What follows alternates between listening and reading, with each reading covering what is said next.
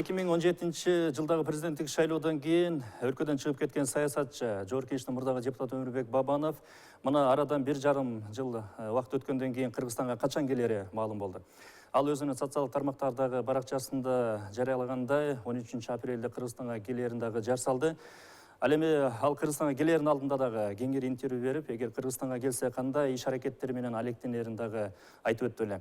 Кутмандуу кечиңиздер менен урматтуу телекөрүүчүлөр, назарыңыздарда НТС каналынын түз эфиринде артарап көрсөтүүсүнүн кезектеги чыгарылышы, студияда мен Эрнис Байсалбеков.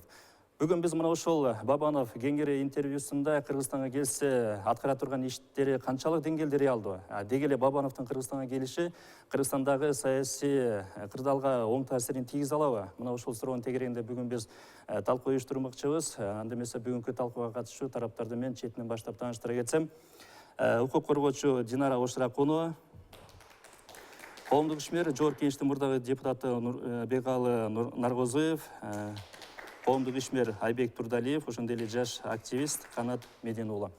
Урматтуу телекөрүүчүлөр, берүүбүздүн башында барыңыздарга суроо сала кетели. Сиздер кандай ойлойсуздар? Бабановдун Кыргызстанга келиши Кыргызстандагы саясий кырдаалга оң таасирин тийгизе алабы? Мына ушул суроого жооп берүү үчүн сиздер экранда көрүп жаткан 0554 2050 60 WhatsApp номери аркылуу ооба же жок деп өзүңүздөрдүн ой пикириңиздерди калтырсаңыздар болот.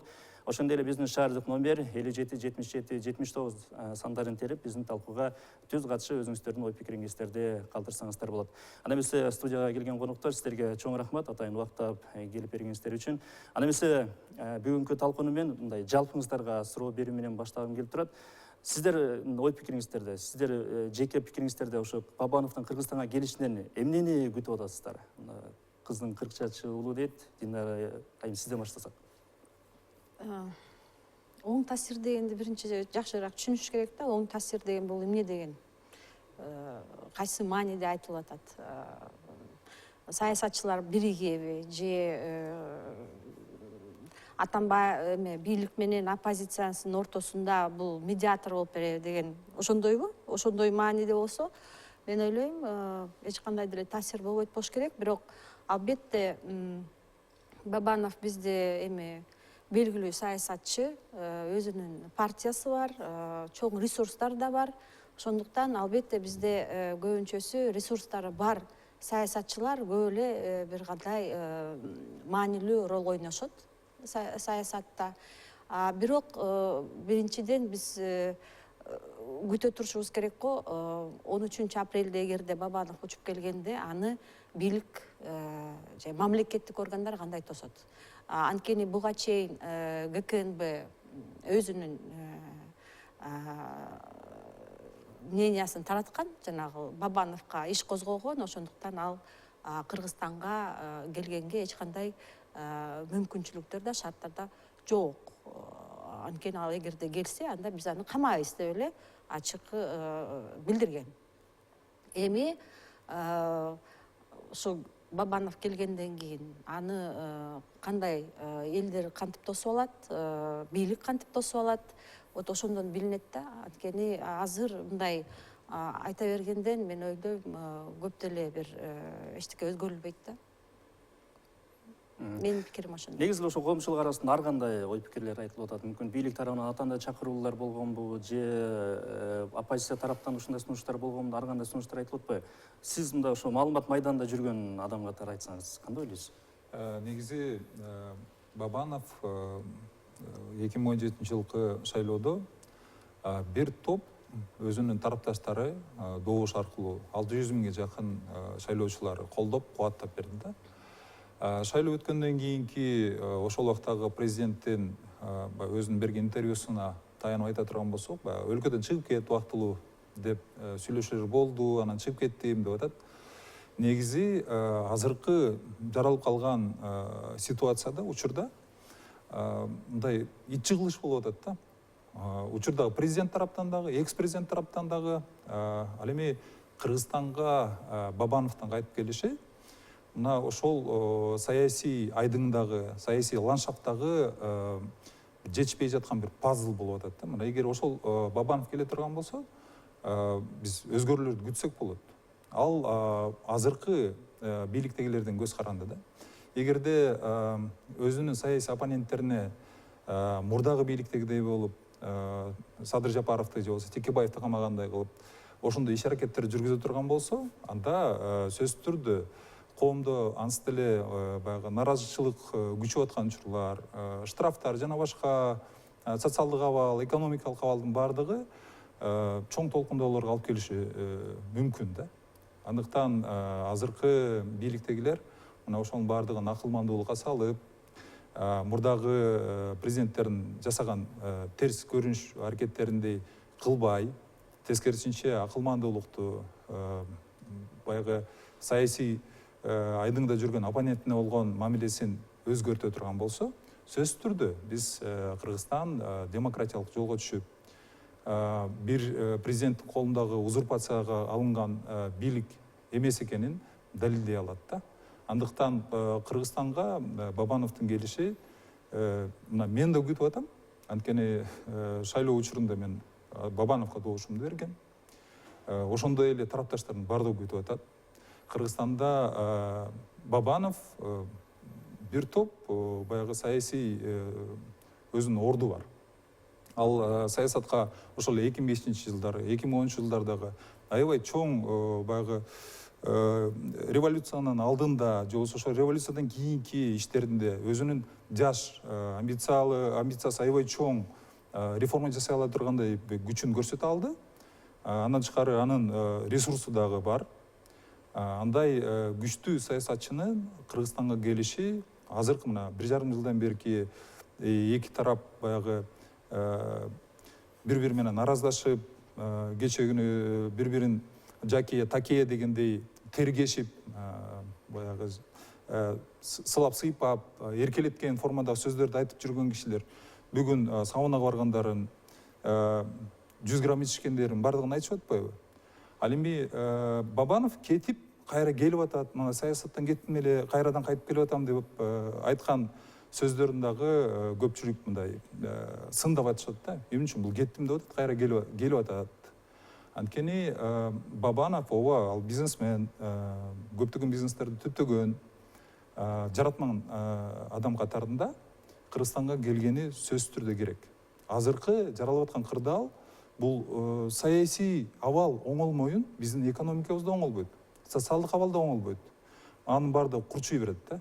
Ошондуктан менин оюм Кыргызстанга Бабановдун келиши сөзсүз керек жана бийликтегилер аны туура кабыл алып, аны менен тескерисинче иштешүүгө аракет кылыш керек. Ушул мүмкүнчүлүктү пайдаланып калыш керек. Мүмкүнчүлүк эми ар ким ар кандай кабыл алып калышы мүмкүн да. Бирок учурдагы бийлик тарап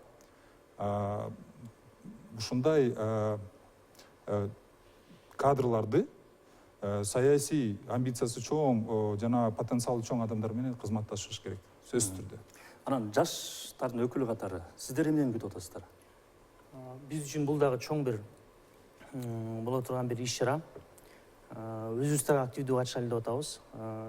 Эми деги эле Өрүк Токтогуловдун келиши бул жана ушул иштин оң тарабына чечилиши бул жалпы биздин мамлекетибиздеги демократиянын кандай өнүгөт? Мына ошол жөнүндө чоң бир суроолорду коет да биздин баарыбыздын алдыбызга.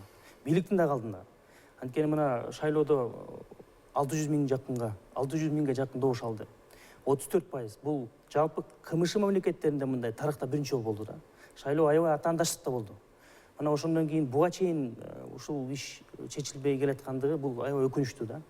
Анан кайтып келип ушул иш оңуна чечилгени бул жалпы биздин эл аралыктагы аброюбуз жөнүндө бuyakta маселе турат да. Анткени мына биздин президентибиз Сооронбай Шарипович айтып атат. Биз демократиялык багытты көздөй баратабыз. Биз парламенттик мамлекетти куруп атабыз деп. Эгерде ал жагынан караганда шайлоодогу негизги оппонентин эми артынан мындай куугунтуктарды уюштурбай, шайлоо учурунда эми ар кандай эмоционалдуу сөздөр айтыла берет.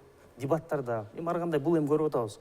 Маселен, Трамп менен Хилларинин ортосундагы деле кандай дебаттар болуп атты. Бирок андан кийин шайлоо бүттү, биз жакшынакай жашоого жашап баштадык да. Шайлоодон кийин өзүнүн оппонентин кайра тартып алып, керек болсо жакшы кызматтарды сунуштап, алар менен кызматташып, ошол жалпы энергияны, потенциалды мындай жаратмандыкка жумшашат да. Эми жалпы цивилдүү мамлекеттерде. Менимче биз да ошол жол менен барышыбыз керек. Ошол үчүн бул жакта биздин эле Кыргызстандын ичиндеги саясатчылар, коомчулук эмес, жалпы дүйнө жүзүндө карап турат. Бул маселе кандай чечилет депчи. анан келип оң тарабынан чечилген, бул албетте аябай жакшы болот.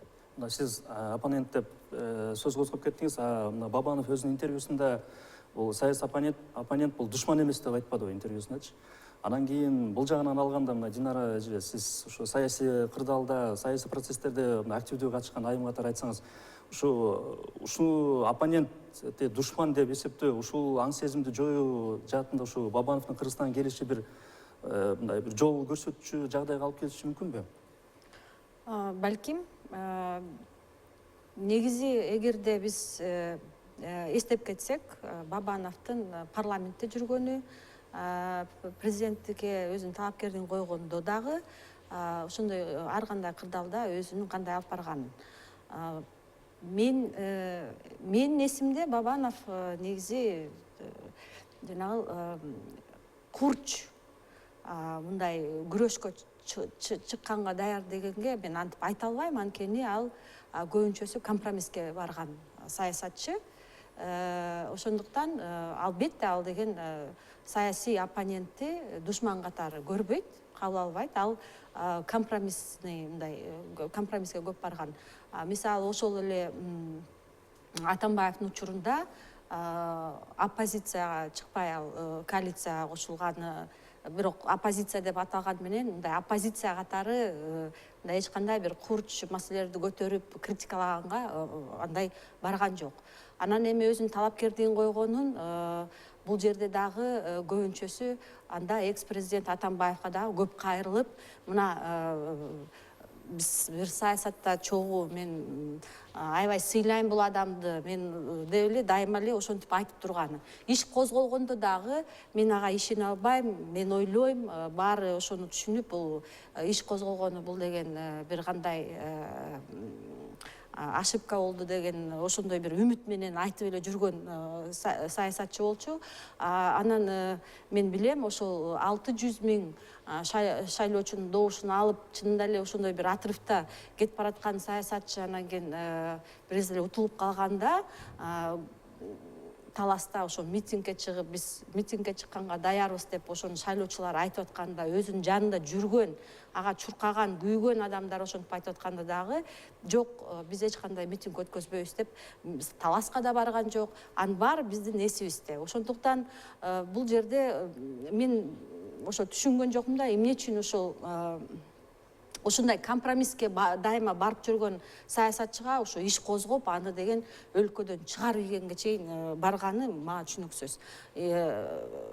Бирок эми түшүнүксүз эмес, баягы биз түшүнүп атабыз эмне үчүн анын баары жасалганы. Эми келатат, анан кийин мен ойлойм, андай бир курч деле нерселер болуп кетпейт. Сиз мына айтып атат Айбек мырза, кырдаал эгерде аны мисалы камап койсо, иш козголду да. Ал эми иш козголгондон кийин Алга Кылычев азыр мына айтып атат өзү, мен анда туура эмес, же азыр ошол мен арызымды мен азыр кайра чакырып алайын деп атам.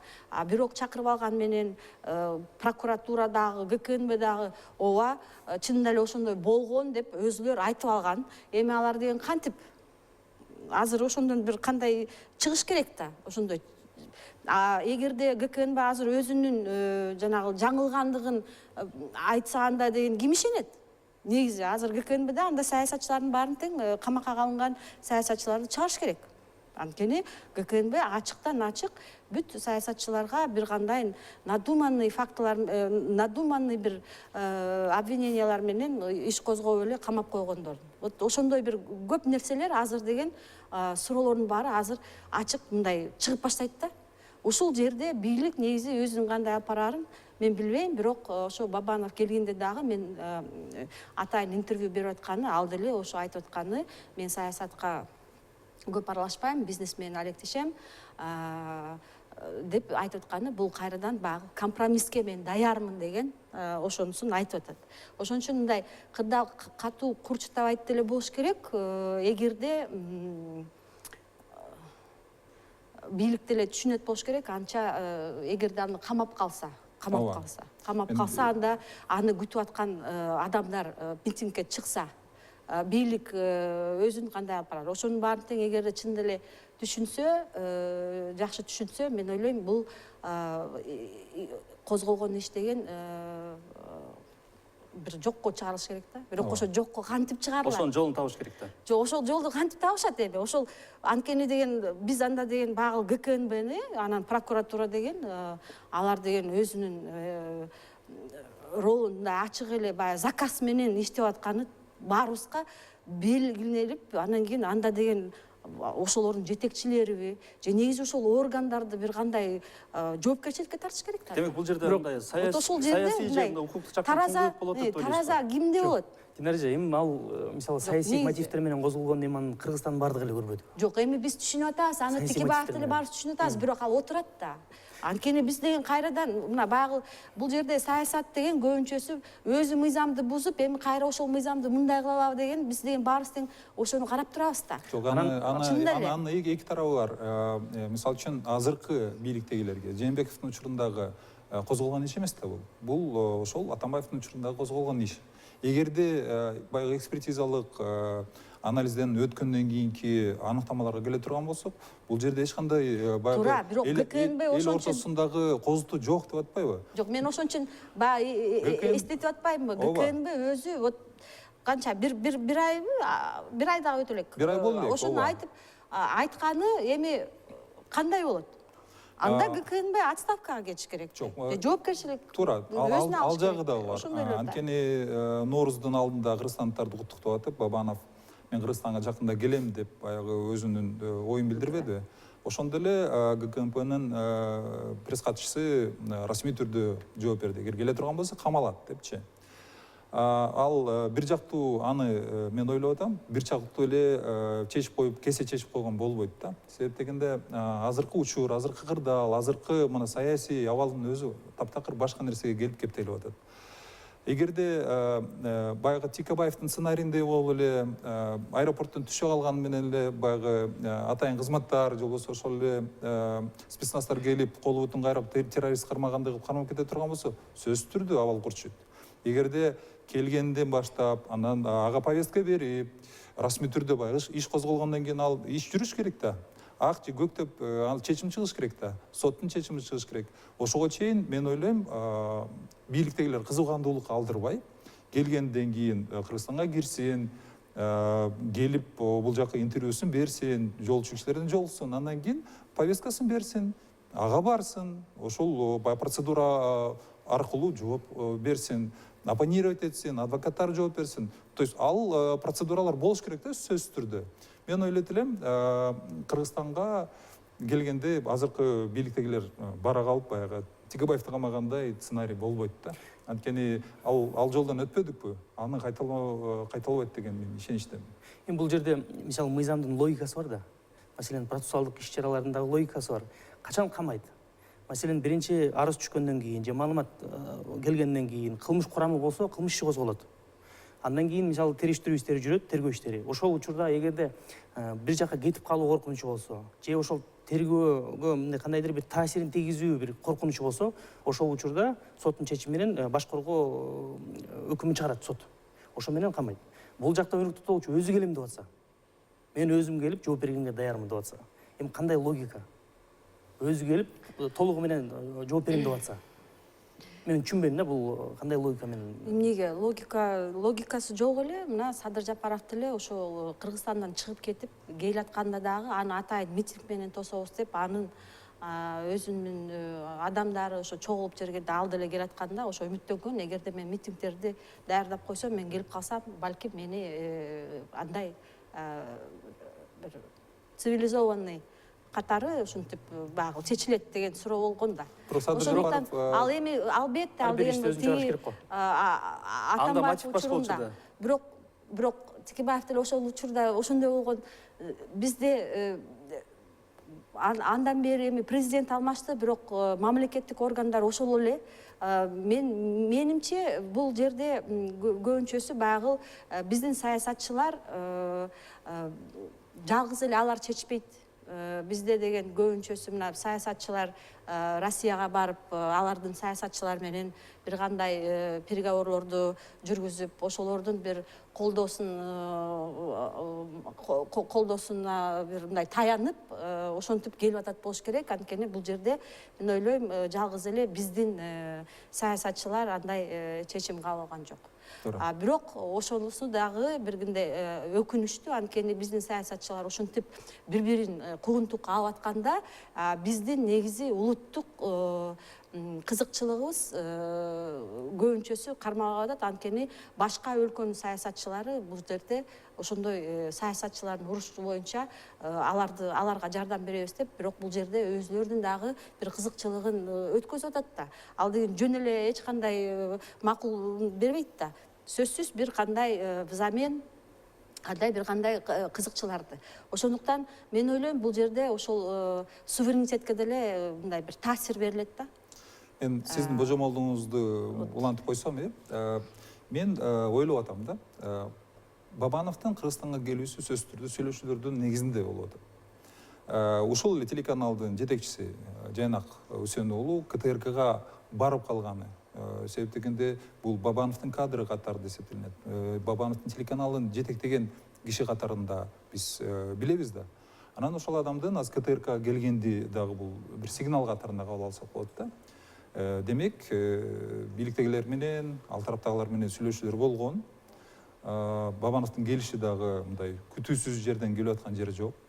Анын кээ бир партиялаштар эмес, ошол жогорку кеңештеги кесиптештери бүгүн башка медиа айдыңында да сындап айтып атпайбы, эми кетти, унчукпай кетти, келатканда шоо кылбай эле келбейби депчи. Бабанов деген өзүнүн командасы бар. Анын такшалган медиа тармагында, анын политтехнологдору, мына ошонун баардыгы биз шайлоо учурунда деле көрүп атпайбызбы, кандай шоу болуп атканын. Мына ошондой эле шоу эмес, ошого даярдык, политтехнология, элдин тарапташтарынын тосуп чыгышы, бийликтегилерге, оппозициядагыларга жана башкаларга бир сигнал берип анан келип атат да. Мен ойлойм, Бабановдун келүүсүндө эч кандай деле мындай коркунуч деле жок. Ал сөзсүз түрдө Кыргызстанга келиш керек. Анткени анан бизде мындай анча деле абал курч деле болбойт болуш керек. Эгерде эми биз баарыбыз тең түшүнүп атпайбызбы, 2020-жылы деген парламенттик шайлоо болот.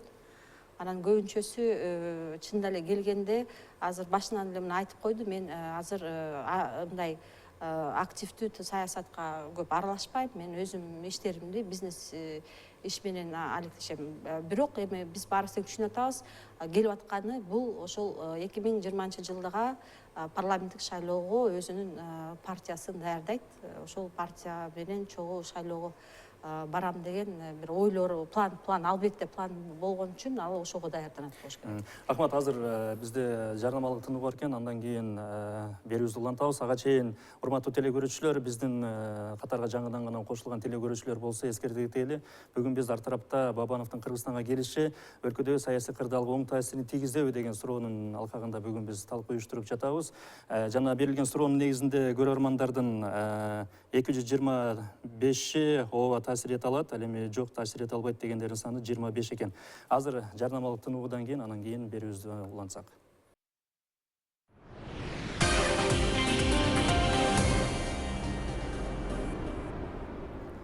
Урматтуу телекөрүүчүлөр, сиздер ар тарап көрсөтүүсүн көрүдөсүздөр. Бүгүн биз Бабановдун Кыргызстанга келиши өлкөдө саясий кырдаалга оң таасирин тийгизе алабы деген суроонун тегерегинде талкуу уюштуруп жатабыз. Мына биздин катарга жогорку кеңештин мурдагы депутаты, коомдук ишмер Бегалы Наргозуев агабыз келип отурат. Студиябызга кош келипсиз. Берүүбүздүн башында башка конокторго да суроо салып өттүк элек. Сиздин оюңуз дагы кызык болуп атат да.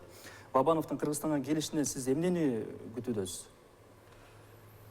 Мен буга чейин өзүм оюм билдирип келгем. 2017 жылдын жыйынтыктары боюнча Бабанов өлкөдөн чыгып кетүүгө аргасыз болгон. Ал кезде башка режим болчу. Азыр эми 1,5 жылдан ашты, башка режим келди. Ошон үчүн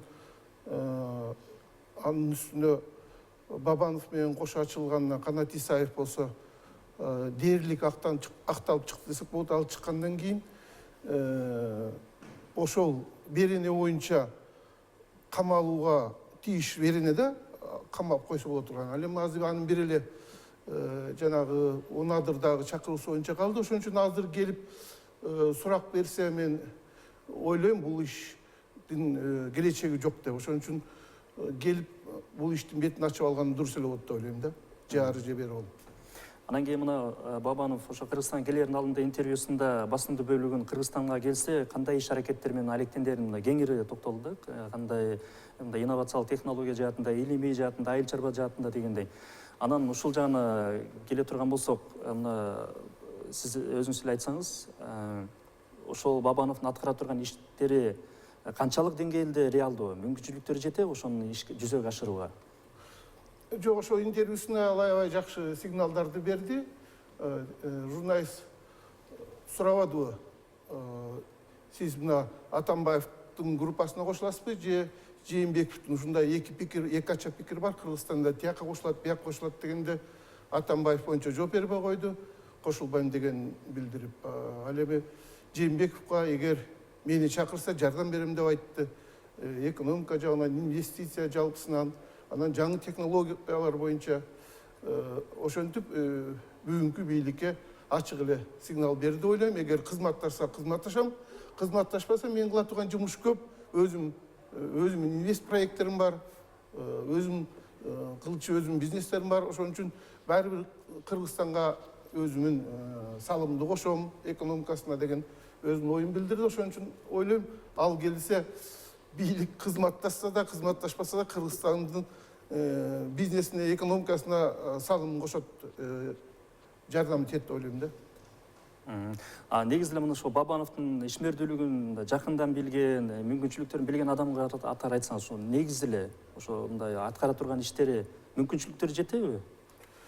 Албетте мүмкүнчүлүктөрү жетет. Айтпап эмеспи, айта берет дегендейчи. Кыргызстанда расмий миллионердин бири расмий катталган, чоң бизнестин ээси, чоң долбоорлор ишке ашырган, өзүнүн каржылык ресурстары жетиштүү, тажрыйбасы жетиштүү. Ошон үчүн ойлойм, ал айткан убадаларынын өтөсүнө чыгат, ага колунан келет. Анткени ал дагы бир жолу кыргыз элинин астында өзүнүн жөндөмүн далилдей турган учур азыр. Ошон үчүн ал жөн жатпайт деп ойлойм. Эми дүйнөлүк болбосо дагы могу КМШ өлкөлөрүнүн арасында чоң долбоорлор ишке ашырып жүргөн киши Кыргызстанга сөзсүз түрдө өзүнүн айткан убадаларын аткарат деп ишенем мен.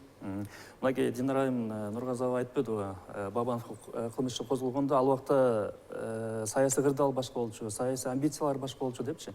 Анан бүгүнкү күндө азыр баарыбызга эле маалым болгондой, мурдагы президент менен азыркы президенттин мындай ортосуна ымала мындай чеке жылтарлык эмес да. Анан бул жагынан алганда амбициялар мындай күчүн жоготушу мүмкүнбү? Кандай ойлойсуз? Кимдин амбиция бар? Атамбаевдин учурунда ачылганда. Андан кийин азыр бийлик башка дегендей. Мен дагы бир жолу кайталап кетейин. Бабанов бул мындай курч оппозиция кошулбайт. Ошондуктан ал көбүнчөсү мындай компромисске барган саясатчы. Ошондуктан бул жерде Атамбаевга кошулбайт болуш керек. Анткени эгерде ал Атамбаевга кошулуп калса, анда бул жерде баягы козголгон иши кете берет. Ага көп тоскоолдуктар жасалат. Ошондуктан ал деле ошону түшүнүп атат. Анан кайрадан айтсам, бул Бабанов азыр келип атканы бул ошол 2020-жылдагы парламенттик шайлоого даярданганга ага деген эч кандай тоскоолдуктар, эч кандай проблемалар кереги жок. Ошондуктан ал бийлик менен сөзсүз иштешет. Ал жөнүндө биз баарыбыз интервью бербесе деле келип атканда эми түшүнүп аттык. Анткени кайрадан айтып атам, ага деген азыр ошол бул проблемалар кереги жок. Эгерде ал Атамбаевга кошулуп калса, эл аны түшүнбөйт. Анткени эми кантип эле ага иш козгогон Атамбаевга ал кайрадан кошулса, эл түшүнбөйт да, кечирбейт деле болуш керек. Анын ошол жанында жүргөн адамдары, анын партиясы дагы, шайлоочулар деле түшүнбөйт. Ошондуктан мына мен Бегалов айке туура эле айтып атат, ал ошол көбүнчөсү баягы бийлик менен кызматташканга барат. Анткени ага деген азыр парламенттик шайлоого кенен шарт керек да. ошондуктан ал ушу келип ошого даярданат. Эми сөзсүз баягы технологияларды айтып атат. Ошонун ичинде Сколково технопарктарды өзү көрүп айтканы, мен ойлойм, ал албетте анын ресурстары көп. Ошондуктан келип ошо бийлик менен бийликке ошондой бир сунуштарды берип, алар менен ошо чогуу бир кандай цифровизацияга азыр мына айтып атпайбы, Жээнбеков көп биздин президент ошо цифровизация дегенге, ал ошол көрүп, ошол жөнүндө айтып, мына технопарк менен иштеш керек деп, ошол келип сунуштап чогуу иштешет болуш керек. Анан кийин негизи эле мына сиз айтып атпайсызбы, ошо бабаңыз айткан аракеттеринен мындай ресурстар жетиштүү депчи. А бирок мындай саясатты кызматкер катары же ушундай орду жок эле мындай ушундай мүмкүнчүлүктөргө жеттүүгө шарты барбы? Албетте, бул жерде эми баягы сөздөр болуп атпайбы, эгерде Жээнбеков президент болуп, Бабанов премьер-министр болсо, анткени баарыбыз билебиз, баягы премьер-министр болуп атканда жакшы реформаларды баштаган, тилекке каршы ага ошол реформалардын аягына чыгарганга мүмкүнчүлүк беришкен жок. Бирок эми аны премьер-министр кылаарын мен мындай көп көзүмдө эле жетпейт. Баягы иш козголуп, анан кайра эле, бирок бизде саясатта ар кандай боло берет. Эгерде ага кызмат берилбей, анын айтып атпаймынбы, саясатчы катары ролу чоң, бул жерде өзүнүн орду бар. Аны менен азыр көп партиялар парламенттик шайлоого чогуу барабыз деген мындай саясатчылар балким сүйлөшүп баштайт. Ал эми бардык саясатчылар бири-бирин колдоп ушундай болуп жүрсө, мен ойлойм андай шарттар ага түзүлө берет да. Кызматта болбосо дагы ал андай өзүнүн ресурстары менен бир кандай иштерди жасаганга толук жетет ресурстар. Анан кийин мындай ошо Бабановдун келишин утурлай дагы тарапташтарды тосолот деп атат да. Анан бул жагынан сиздерде даярдыктар кандай болуп атат? Кантип тосолосуздар? Эми даярдыктар аябай кызуу жүрүп атат. Биз баарыбыз Жакшынакай маанайда эски аянтта иш-чара уюштуралы дегенбиз Бишкек шаарында. Анткени эми катышабыз деген жарандар аябай көп болду. Ошол үчүн эми анын баардыгы аэропортко баруу мүмкүн эмес. Ал стратегиялык объект. Ошол үчүн биз ушул эски аянтта өткөрөлү деп чечкенбиз. Мэрияга өзүбүздүн маалыматты бергенбиз. Алар уруксат берген. Бирок тилекке каршы мына азыр маалыматта келип атат, 12 сааттан кийин биринчи райондук сотуна биринчи май райондук администрациясы кайрылыптыр. Эртең мына сотто чектөө боюнча сотто каралат экен. Ошо иш-чараны өткөрүүгө? Ооба, ошол жанакы уруксат берилген жергечи. Эми бул аябай мындай жакшы көрүнүш эмес, жаман көрүнүш. Анткени биз аябай мындай Жакшынакай маанайда эч кандай ызчуусу жок, мындай тосуп алайлы дегенбиз да, ошондой иш-чара уюштурайлы дегенбиз. Ошол эле учурда бардык саясатта аралашып жүргөн адамдарды, Жогорку Кеңештин депутаттарды, жарандык активисттерди, жөн эле активисттерди, бардык адамдарды чакырып, активдүү ошол жакта Жакшынакай бир иш-чара уюштурайлы дегенбиз. Тилекке каршы ушундай бир бут тосуулар башталды да. Башында уруксат берилген, ошо мындай тынчтык митинг өткөрүүгө? Башында берилген уруксат. Башында берилген, Жакшынакай бардыгы биз маалымат бергенбиз, эч кандай тоскоолдук болгон эмес. 12 сааттан кийин болуп атат. Бул эми аябай кызык да. Анан кийин мындай кызык экен да, мындай чукул кырдаалдын ичинде ушундай абалдын өзгөрүп кетишинде сиз кандай баа берет элеңиз? Бул эмнени айтып отурат? Чукул кырдаалдын ичинде ушундай биринчи уруксат берип, анан кайра сот тарабынан ушундай чектөө коюлганы. Негизи бул мындай уже чектөө болгон 7-апрелдерде, ошо революция күнү, ошого чейин атайын ошондой сот чечим чыгарылган. 5-апрелден дагы бир кандай апрелге чейин аянттарга митинг өткөзгөнгө же кандай чектөө. Ооба. Ал эми Бабанов үчүн атайын мындай разрешение бергени мен ойлойм, кайрадан эми бийлик деле мынтип карайын деп атат да, баягы Бабанов келсе, эми баягы жөнөкөйрөөк келсе деп билбейм, ар кандай болот. Бирок кайрадан айтпаймынбы, буга чейин уже чектөө коюлган митингдерге. Анан эми Бабанов үчүн атайын баягы шарттарды түзбөй эле коелук деп атышабы же кандай. Негизи бул ошол митингге чектөө койгону бул туура эмес. Бул мыйзамга жатпайт, анткени бизде мыйзамда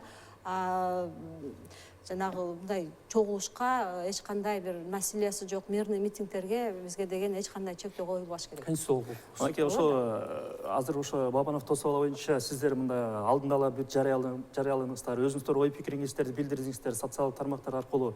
Анан баягы кеңири баягы элге жарыяланып калды. Анан чукул кырдаалдын ичинде кайра аны артка чегерүү мүмкүн эмес да. Анан кийин укуктуу жактан алсаңыз да мүмкүн аянтка элдер бар болушты. Анан бул жерде абалды кандай баалап кетсе болот? Мен ойлойм бул жерде кайрадан бизде мыйзам бар. Ал адамдар аянтка чогулганга толук укуктуу. Эгерде биздин укук коргоо органдар деген мындай бир шарт түзүп бериш керек. Эгерде алар өзүлөр бир кандай курч тийбесе эле, мен ойлойм эл деле анча көп толкундабайт. Ошондуктан бул жерде көбүнчөсү укук коргоо органдардан көп көз каранды да. Анан кийин мынакей Нургазы Бегалова буга чейин ошо Бабановдун президенттик шайлоодо талапкер катары экинчи орунду алып, 600 000 добуш алып, элдин мындай добушуна ээ болгон адам катары баардыгыбыздын эле эсибизде да. Анан кийин Кыргызстанга келиши ушундай баягы Динара айым айткандай ар дайым баягы кандай гана бийликте турган же саясий оппоненттер болгонуна карабай, мына колун сунуп компромисске барып келген саясатчы катары билебиз да. Анан кийин сиз кандай баа берет элеңиз ушундай Кыргызстанга келиши мүмкүн баягы саясий аң сезимди өзгөртүүгө бир жол катары кандай баа берет элеңиз? Негизинен бул мидин айтканы мени да таң калтырат. Себеби мыйзам боюнча азыр бизде митингтерди өткөрүүгө уруксат алуунун кереги жок. Билдирүү жасоо жетиштүү. Силер билдирүү жасадыңар, алар силерге уруксат бердиби, бербедиби алуу аны күтпөй эле өткөрсө болот да. Бизде мыйзамдар боюнча. Ошон үчүн жанагы бул кошумча жасалып аткан бир тоскоолдуктар болушу мүмкүн. Менин оюмча бул жерде моундай оюндар болуп атат да. Биринчиден Бабановдун келишин пайдаланабыз деп аракет кылган көп күчтөр бар. Ошолордун бири мына Атамбаевчыл күчтөр бүгүн ошолордун арызы менен Бабановго кылмыш иш ачылган. Мына Алга Кылычев деген жигиттин арызы боюнча ачылган да. Ушундай Бабановго четтеткиле деп ошол киши бүгүн билдирүү жасап атат. Мен арызымды кайра алдым, Бабанов деген алтын киши экен деп. Бир кезде ошолор беришкен. Себеби булар азыр Алга Кылычев өзү алдынча жүрбөйт, билесиңер, ал төкө Атамбаевдин буйругу менен жүргөн. Демек Атамбаевдин буйругу түшкөн ага ушундай билдирүү жаса деп. Муну менен алар Бабановду өзүнө тартып, кандайдыр бир деңгээлде өз кызыкчылыгына пайдалангысы келип жатат. Андан башка дагы көптөгөн күчтөр бар азыр. Мына 23 апрелде митинг өткөрөбүз деген Текебайчыл күчтөрдү пайдаланабыз деп атышат. Ошондой эле оппозицияда гана эмес, мен оюмда могу кадамдардын жасалып атышына Ак үйдө да ошондой күчтөр бар да, Бабановдун келишин каалабаган күчтөр бар. Ошон үчүн алар Кыргызстандагы президентти, УКМКнын төрагасы, жана ички иштер министрлерин ар түрдүү коркутуп атышы мүмкүн да. Ушундай чыгып кетет, тигинип кетет, бийликти алып алат деген сыяктуу бир коркутуу үркүтүүлөр болуп атса керек, басым жасоолор. Азыр буларды айыпташып атпайбы, басым жасап атат, митинг өткөрүп, бийликке басым жасаган жатат деп. Ошондой эле Ак үй тараптан да ошондой басым жасоолор бар деп ойлойм. Мисалы үчүн расмий эмес миллионерлер бар, бийликке таасири бар. Алар жогорку бийликтин тегерегиндеги кишилерди аябай колго алып ашкан, ошолор аркылуу бийликке таасир берген миллионерлер бар. Бул Бабановго мурунтан оппонент болгон. Ошолордун таасирлери бар. Ошон үчүн моундай кадамдар болуп атат деп ойлойм, бирок бул туура эмес. Мөөнтүк мыйзамды бузуу жолу менен тыюу салып, ушундай митингтерди Кыргызстанда мурдагыдай эле демократияга бут тосуулар болуш керек эмес да. Бул эгер ушундай тирешүүлөр болсо, албетте Кыргызстандагы саясий ситуацияга терс таасирин тийгизет. Ошон үчүн муну эки тарап тең кандайдыр бир компромисстүү жолдорду табуу менен чечилсе, тирешүүгө барбай, ошондо оң таасирин тийгизмек деп ойлойм. Мисалы үчүн ошол эле Бабановду келгенде эле камап салбай эле тергөөчү сурак алып эле подписка алып эле коюп жиберсе, тергөө иши жабылгынча болсо, же болбосо ошол тергөөчү аэропортко барып эле сурап калса болот, ошол эле жерден аэропортко келип түшкөндө. Офиске барып сурап калса болот, кайсыл жерде болсо алып эле ошол жерден подписка алып же башка жолдор өстөрү көп.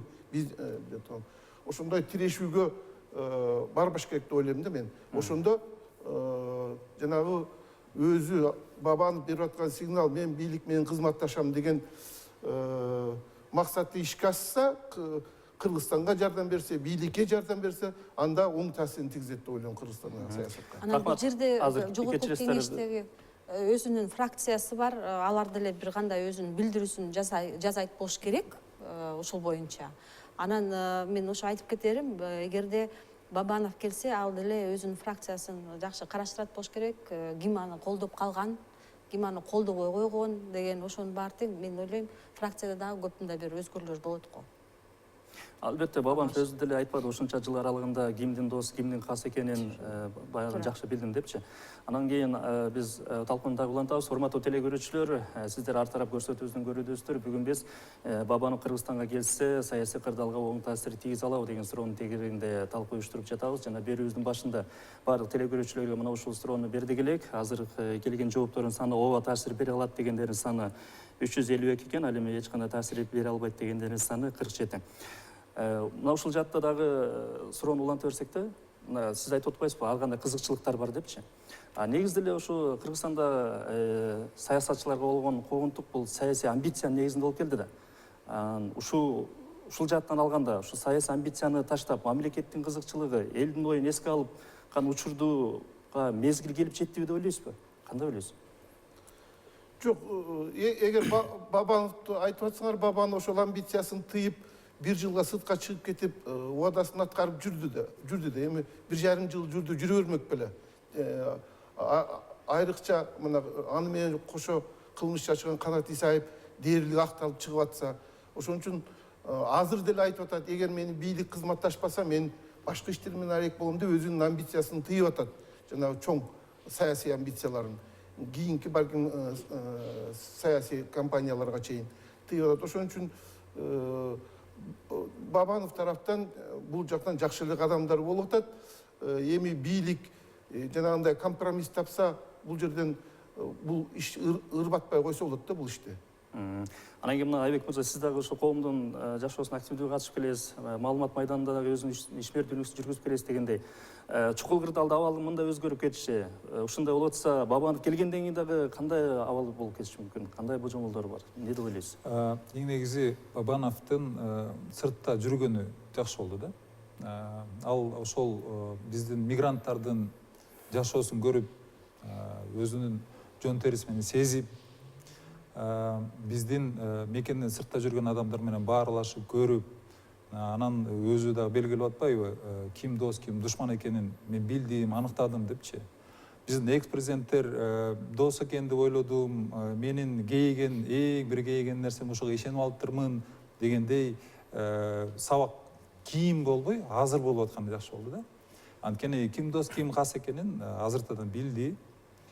Ал эми Кыргызстанга келгенде деле ошол кимдер менен кандай мамиле курушту ал түшүндү да. 1,5 жылдын ичинде аны жокко чыгарып койгондор да болду. Аны менен байланыштуу болуп, аны колдоп кубаттагандар да болду.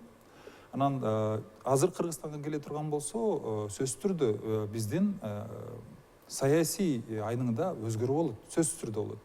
Анткени мен жогоруда дагы айтылып өтпөдүмбү?